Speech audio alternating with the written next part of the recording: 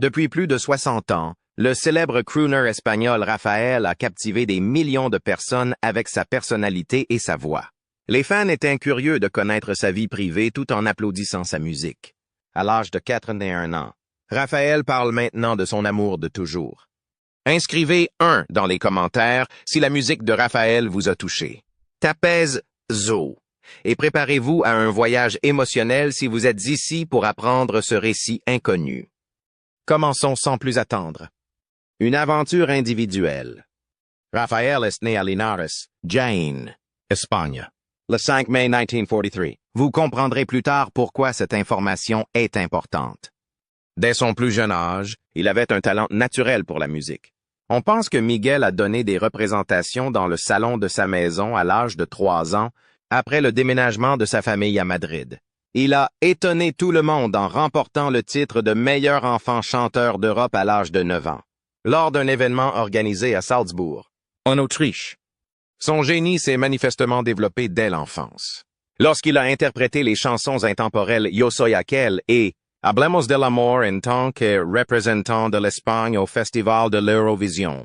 19 au 66 a été acclamé dans le monde entier. Cependant, son histoire a commencé bien plus tôt. À l'âge de 16 ans, il signe avec Philips Records et décide d'honorer sa première maison de disques en ajoutant les lettres PH à son nom. C'est ce surnom qui rendra Rafael célèbre. Et il le porte depuis sa naissance. Malgré sa notoriété, sa vie n'a pas toujours été facile. Rafael est issu d'une famille à faible revenu. Son père était maçon et sa mère restait à la maison. Il a démontré très tôt que toute réussite est le résultat de difficultés et de sacrifices en consacrant d'innombrables heures à l'aide à la maison. Ma mère avait l'habitude de dire qu'elle était une femme extraordinaire. C'est à elle et à son exemple que je dois tout ce que je suis. Avant de vous plonger dans d'autres histoires et demandes de renseignements sur Rafael, n'oubliez pas d'allumer la cloche et de vous abonner à Casa Escándalos. Cela nous permet de continuer à créer un contenu de premier ordre et c'est gratuit. Reprenons ce voyage passionnant. Parlons de Rafael, un musicien qui a également influencé le cinéma. Comme vous l'entendez, oui. En plus d'être une figure légendaire de la musique, Rafael a fondé le 7e art et a joué dans près d'une douzaine de films. When You Are Not, I Shall Be Born Again et When the Sun Sets sont 2 de ses morceaux les plus connus. Sa véritable beauté, à vrai dire, a toujours été sur scène, où sa présence et sa voix ont envoûté le public pendant des décennies. Le fait que Rafael soit toujours actif à l'âge de 80 ans est également le plus surprenant. Il continue de remplir les salles et de conquérir les cœurs après plus de 60 ans de carrière. Mais saviez-vous que, de 19 à 1989, il a reçu des éloges extraordinaires dans le domaine de la musique? Un album d'Uranium. Oui? Une distinction spéciale pour avoir vendu plus de 50 millions de disques, ce qui l'a placé sur une liste assez exclusive. Seuls 5 peintres dans le monde ont fait de même. Et Rafael est le seul artiste hispanique à l'avoir fait. Il s'agit d'une réussite historique très étonnante. Naturellement, il y a une histoire personnelle derrière l'artiste qui doit être respectée. Rafael a épousé Natalia Figueroa, écrivain et journaliste espagnol. Son mariage à Venise, le 14 juillet 1972, fut un événement mémorable. Imaginez l'humble garçon de Linares obtenant l'une des femmes les plus désirables de Madrid. Leur amour a donné naissance à 3 enfants. Ils vivent ensemble depuis près de 50 ans et ont construit une famille solide. Le charme de Rafael est vite remarqué par Natalia, la petite fille du comte de Romanone. Depuis le début, elle compte sur lui pour la séduire avec son mélange de courage et de chevalerie. Rafael, quant à lui, a été un père, un époux et un artiste aux multiples facettes. Pop, rock et ballades amoureuses ne sont que quelques-uns des genres qu'il maîtrise grâce à sa voix unique et singulière. Que dire encore de son style? Toujours impeccable, noir, beau et à la mode. Son look. Sa façon de lire la musique et sa gestuelle sur scène font de lui un artiste hors pair. Cependant, je ne pense pas que sa brillance soit née d'un seul coup. Dès son plus jeune âge, Rafael a été influencé par de grandes figures, comme Pedro Infante, Fosforito, Carlos Gardel, Manolo Caracol et Elvis Presley. Il s'est nourri de ces géants qui ont chanté l'amour et la douleur, et il n'est pas surprenant que son art ait brillé si intensément avec de tels maîtres. Sa stratégie n'était évidemment pas sans susciter des débats. Les défis et la réputation de Rafael Iglesias. Les inquiétudes et les allégations concernant son orientation sexuelle ont d'abord été soulevées en raison de son style gestuel particulier et de ses gestes sur scène. À une époque où chaque action peut potentiellement contribuer à la propagation d'histoires, Rafael a été qualifié par d'autres d'excentrique et même d'extravagant. Cependant, plutôt que d'avoir un effet sur sa vie professionnelle, ces appréciations n'ont fait que contribuer à l'air de mystère et de singularité qui entourait sa figure. Ce ne sont pas les simples propos de Rafael sur son orientation sexuelle qui ont déclenché les spéculations. Certaines agences de presse de l'époque ont alimenté les inquiétudes en publiant des titres qui laissaient entendre que ses gestes agressifs sur scène et ses vêtements étaient trop féminins pour l'époque. Ceci dans le but d'attirer l'attention. On a même dit que certains des artistes participant à l'émission avaient tenté de salir sa réputation et de détourner l'attention du talent apparent qu'il possède en diffusant ses histoires. Dans les années 1970, on a beaucoup parlé d'un incident survenu lorsqu'un journaliste l'a explicitement interrogé sur son orientation sexuelle dans le cadre d'une interview. Je ne parle pas de ma vie privée. Rafael a réagi avec l'élégance qu'on lui connaît, déclarant que seule ma musique comptait et que je n'étais pas en concurrence avec qui que ce soit d'autre dans ce contexte. Le journaliste a été désarmé grâce à sa réponse, qui a également servi de précédent à sa façon raffinée et non provocante de faire face aux circonstances. Rafael a longtemps soutenu que son personnage de scène n'était qu'un effort artistique, démontrant que les rumeurs n'ont jamais eu d'impact sur sa carrière. Et si, malgré les critiques dont il a fait l'objet, bien que l'attrait de Rafael ait toujours résidé dans sa prestation, qui relève de l'art et de l'émotion à l'état pur, quelle que soit l'interprétation qui en est faite, ses partisans ne s'intéressent qu'à cet aspect de sa performance. Bien qu'il y ait encore eu des rumeurs et des critiques, son authenticité a finalement fait taire ceux qui cherchaient à ruiner son nom. C'est le genre de personne qui, parfois, ne voient pas plus loin que le bout de leur nez. En ce qui concerne les spéculations, sa vie sentimentale a été gardée secrète pendant de nombreuses années, comme un livre caché derrière une serrure et une clé. Avant qu'un journaliste arrogant ne tente de dissiper l'incertitude qui nous habitait tous, on supposait qu'il aimait être seul s'il n'aimait pas les femmes. C'est cette hypothèse qui a été prise en considération. Les rumeurs s'avéraient-elles vraies? Et s'il s'agissait d'un homme? Permettez-moi de vous donner quelques informations sur sa vie avant de vous en parler. La forte association qu'il a partagée avec le célèbre Manuel Alejandro, qui a été responsable de la composition de certaines de ses œuvres les plus importantes, est difficile à ignorer en termes de production musicale. Aucune des autres personnes n'est consciente de ce qu'elle dit. Outre le fait qu'elles sont devenues des hymnes, ces chansons ont également servi de point de départ à des discussions. Certaines personnes se sont rendues au concert avec l'intention de découvrir des significations cachées dans les chansons, ce qui a fait naître des soupçons quant à l'orientation sexuelle de Rafael.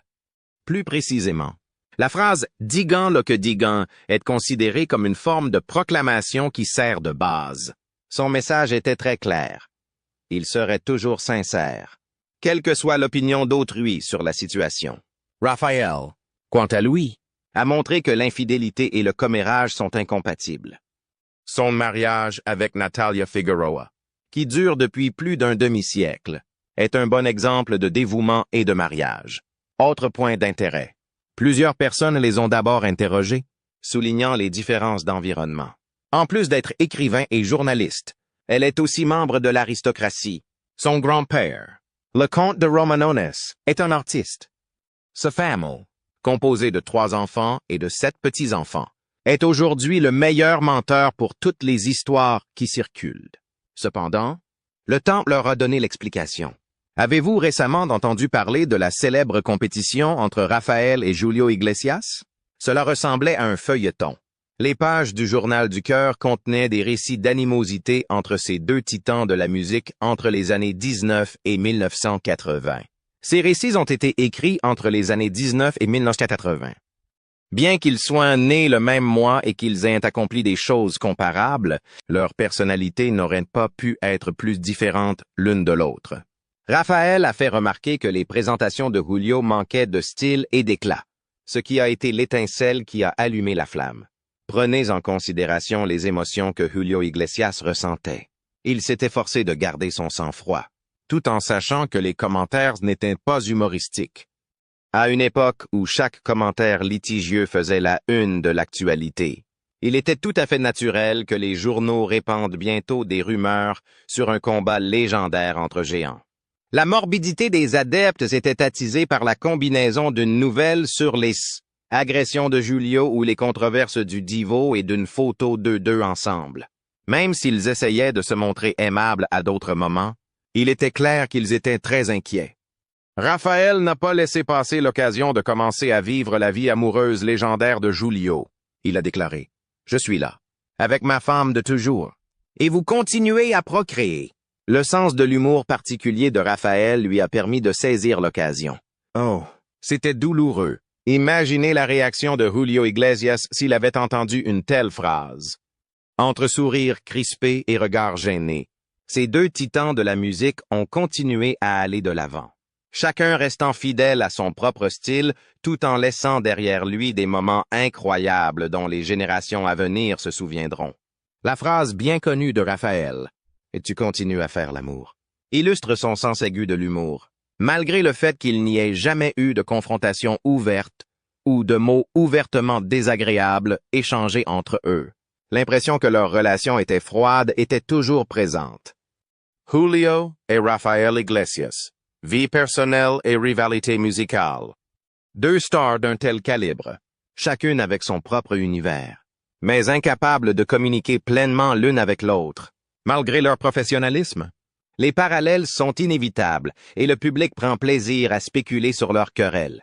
Le rêve du groupe d'une prétendue compétition était alimenté par la tension, croissante chaque fois que leurs chemins se croisaient sur le terrain musical. Selon certaines sources, ces fléchettes n'étaient pas du tout hilarantes, malgré les efforts de Julio pour garder son sang-froid. Raphaël n'a pas hésité à faire des remarques judicieuses qui ont alimenté la discussion. À l'inverse, Raphaël a été entouré de rumeurs de collaboration potentielle avec des musiciens internationaux de renom, comme Tina Turner. Une idée qui n'a pas encore été mise en œuvre aurait été fantastique.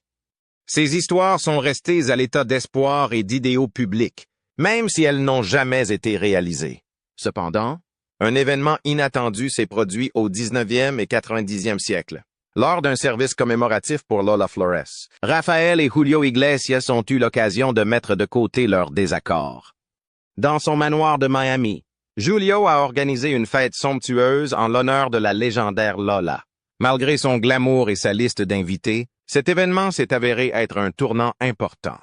Comme le dit l'adage, les deux musiciens font amende honorable et décident de mettre fin à tout malentendu en s'embrassant d'une manière qui en a étonné plus d'un. Cependant, en plus d'exceller dans des conditions difficiles avec Raphaël, Julio a également eu des désaccords avec un autre grand artiste, Camilo Sesto. Camilo, décédé en 2019, était un autre de ces musiciens uniques qui ont contribué à définir une époque. Les comparaisons entre lui et Julio étaient inévitables en raison de son talent exceptionnel, qui le plaçait parmi les plus grands, même s'il n'avait pas la même concurrence publique avec Julio que Raphaël. La façon dont Raphaël et Camilo ont commencé leur carrière et réalisé leur premier film à succès en Espagne est fascinante. Ces curieuses coïncidences ont semblé entremêler leurs destins, même s'ils n'ont jamais coïncidé sur le plan cinématographique. Les chansons de ces légendes musicales restent gravées dans nos mémoires parce qu'elles nous transportent dans des époques extraordinaires et évoquent des sentiments puissants. Comme les chapitres d'un roman, les vies de Raphaël et Camilo Sesto ont été façonnées par d'intrigantes coïncidences. Avec sa voix céleste et son génie créatif, Camilo a marqué une époque, tout comme Raphaël, qui a dominé le Madison Square Garden de 19 à 1968 et s'est fait connaître grâce à sa capacité unique à transmettre des émotions. Les deux acteurs ont connu des luttes personnelles, telles que de courageuses greffes de foie, en plus de leurs exploits sur scène. Ces dernières années, Ses compositions ont été portées à un niveau grandiose par les projets symphoniques Camillo Sinfonico et Re Sinfonico, qui ont tous rendu hommage à son héritage. L'aspect le plus poignant, cependant, est le lien personnel qu'ils ont partagé, témoignant de l'humanité de ces célébrités. Raphaël a reconnu que Camillo savait qu'il se remettait de sa maladie. L'amitié, le respect et une histoire qui rayonne sur plusieurs générations resteront toujours présents, même face aux rivalités anticipées. Nous sommes maintenant poussés par la curiosité de découvrir ce qui vous tue tous. Raphaël a répondu comme suit lorsqu'on lui a demandé qui il aimait le plus. En 2002, Raphaël est apparu dans un moment qui a laissé plus de questions que de réponses. Il a été surpris de voir un groupe de paparazzi avec des caméras et des microphones l'attendre à la sortie d'un restaurant chic de Madrid. La situation est devenue incontrôlable et, parmi les flashbacks et les questions interminables, un journaliste maladroit mais coupable a posé la question que tout le monde murmurait dans le centre. Qui a été la seule personne qui a vraiment été ton grand amour? Raphaël? Et s'il s'agissait d'une présence masculine, comme le suggèrent les rumeurs? La réaction de l'artiste est non seulement percutante, mais aussi surprenante. Sans bouger de sa place, il a continué à regarder le journaliste et a répondu calmement. Pour être honnête, je n'ai jamais été du genre à parler de ma vie privée, et encore moins de celle que je mène. Ma femme et moi avons 3 enfants formidables, et notre mariage est excellent. Je ne confirmerai ni n'infirmerai les rumeurs selon lesquelles des tiers sont engagés dans mon mariage. Chacun doit être heureux et mener sa vie comme il l'entend. Cependant, ce ne sont pas ces déclarations qui ont attiré le plus d'attention, mais plutôt la motion qui a suivi ces propos. Raphaël arborait un léger sourire, mélange de satisfaction et de coopération. Beaucoup ont vu dans ce sourire le signe qu'il pouvait y avoir une part de vérité dans les légendes. Le fait que ce moment particulier ait été documenté par des images et commenté par d'autres personnes présentes a permis une grande variation dans l'interprétation. Il est possible que Natalia soit quelqu'un d'autre, un inconnu, plutôt que la personne qu'il a aimé le plus dans sa vie. Même si rien n'est établi, l'inconnu parle toujours, laissant un mystère que chacun interprète différemment. Nous pouvons constater que tout n'a pas été simple lorsque nous nous penchons sur l'état de santé de Raphaël et que nous réfléchissons à sa vie au cours des 20 dernières années, en raison de sa relation avec l'alcool, qu'il a longtemps cachée. Il a traversé l'une des périodes les plus difficiles de sa vie en 2003. Tout au long de cette année-là, sa santé a été menacée et il a dû prendre des décisions très difficiles pour sauver sa vie. Une maladie du foie qui s'aggravait depuis plusieurs années, principalement en raison d'un traitement insuffisant pendant cette période, a fait passer Raphaël par les périodes les plus éprouvantes de sa vie. En conséquence, il a fini par être atteint d'une grave cirrhose du foie, en plus de la nature exigeante de son emploi, qui impliquait de nombreux concerts. Problème de santé. Bien qu'il n'ait jamais reconnu avoir un problème d'alcool, le sujet a été très médiatisé et est devenu une nouvelle qui a affecté l'univers de l'émission. Raphaël lui-même a déclaré à l'époque que ce n'était pas parce qu'il n'aimait pas la saveur, mais plutôt que cela avait commencé par une gorgée ici et là pour vous aider à vous endormir, surtout lorsque vous voyagez ou que vous utilisez les mini-bars des hôtels. Au fil du développement, ce qui avait commencé comme quelque chose d'apparemment inoffensif est devenu un problème sérieux qui a mis sa vie et sa santé en danger. Il est absolument incroyable de penser qu'une chose aussi élémentaire que dormir, que beaucoup d'entre nous considèrent comme acquise, puisse devenir un obstacle aussi important pour quelqu'un qui a survécu pour donner le meilleur de lui-même sur scène. Raphaël est resté silencieux tout au long de cette période difficile de sa vie. Tout le monde, même sa famille, semblait ignorer le tourbillon qu'il vivait. Cependant, il est devenu évident qu'il avait besoin d'aide dès que les symptômes sont apparus, notamment une détérioration évidente de son apparence physique, une perte de poids et un changement dans sa voix. En 2003, il a dû prendre l'une des décisions les plus difficiles de sa vie, subir une greffe de foie. Cette intervention a eu un impact important sur lui. Raphaël a révélé qu'il avait éprouvé un sentiment de renaissance juste après la transplantation. Après l'amélioration de son état de santé, il a pu continuer à travailler. Mais il a aussi eu le temps de réfléchir à sa vie et de retrouver son humanité. Le patient a reconnu que cette opération avait eu un effet significatif sur sa vie personnelle et professionnelle. Mais ce n'est pas tout ce qui a été difficile dans son histoire récente. Au milieu de cette phase difficile, Raphaël a franchi une étape remarquable. 60 ans de travail en tant que musicien. Au West Ink Center de Madrid. Il a donné une représentation époustouflante dans le cadre des festivités. Des centaines d'adeptes se sont rassemblés à cette occasion pour témoigner de leur reconnaissance à l'égard de son héritage et admirer ses talents. Cependant, parce qu'il s'est déroulé en même temps que le début de la pandémie, cet événement n'a pas été exempt de critiques. Bien qu'ils aient pris soin de respecter toutes les mesures de sécurité, certaines voix critiques ont rapidement qualifié l'événement de dangereux, jetant un voile sur ce qui aurait dû être une époque de pur bonheur. Bien que Raphaël ait été entouré de beaucoup de lumière et d'éloges, il est stupéfiant de penser qu'il a dû faire face à sa propre obscurité et à ses luttes personnelles. Bien que sa vie puisse ressembler à un conte de fées vu de l'extérieur, la vérité est que même les personnes les plus prospères sont confrontées à des problèmes internes. Raphaël est une personne unique, non seulement en raison de son talent, mais aussi de sa capacité à surmonter les situations les plus éprouvantes et à les transformer en leçons de vie. Raphaël a récemment connu un problème de santé lors du tournage d'une émission spéciale de Noël pour l'émission La Revuelta de David Brancano. Le tournage s'est déroulé du 17 au 24 décembre au Teatro Principe Grande Via de Madrid. Il y a eu ce qui semble être un incident cérébrovasculaire.